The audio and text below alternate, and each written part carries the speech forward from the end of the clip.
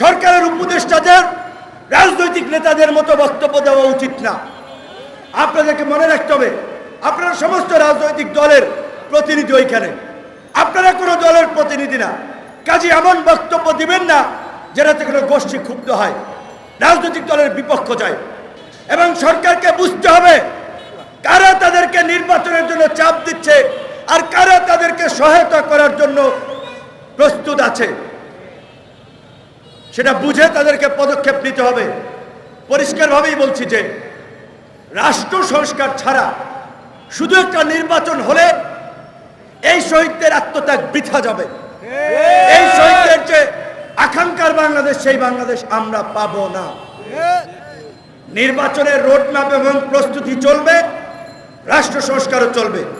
সরকারকে তার কাজে কর্মের স্বচ্ছতা, জবাবদিহিতা থাকতে হবে, জনগণের সামনে জবাবদিহিতা করতে হবে। সরকারের উপদেষ্টাদের রাজনৈতিক নেতাদের মতো বক্তব্য দেওয়া উচিত না। আপনাদেরকে মনে রাখতে হবে, আপনারা সমস্ত রাজনৈতিক দলের প্রতিনিধি ওইখানে, আপনারা কোনো দলের প্রতিনিধি না। কাজে এমন বক্তব্য দিবেন না যেটাতে কোনো গোষ্ঠী ক্ষুব্ধ হয়, রাজনৈতিক দলের বিপক্ষ যায়। আমরা আপনাদেরকে সহযোগিতা করতে চাই। যুব অধিকার পরিষদ আজকে এই ভারতীয় আগ্রাসন এবং আধিপত্যবাদের বিরুদ্ধে এই যুব সমাবেশের মাধ্যমেও তারা আপনাদের প্রতি সমর্থন ব্যক্ত করেছে।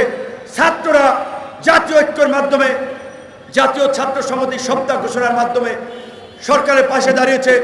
রাজনৈতিক দল জাতীয় সংলাপ হয়েছিল একটা ইস্যুতে, একটা ভারতীয় অপপ্রচার এবং প্রোপাগান্ডা, অন্য কোনো ইস্যুতে নয়। কাজী এই একটা ডায়লগ নিয়ে তুষ্ট থাকলে চলবে না। বিভিন্ন ইস্যুতে ডায়লগ করতে হবে, আলোচনা করতে হবে এবং সমাধানে পৌঁছাতে হবে। এটাই সরকারের প্রতি আমাদের আহ্বান। যুব অধিকার পরিষদের নেতৃবৃন্দকে ধন্যবাদ। আসসালামু আলাইকুম।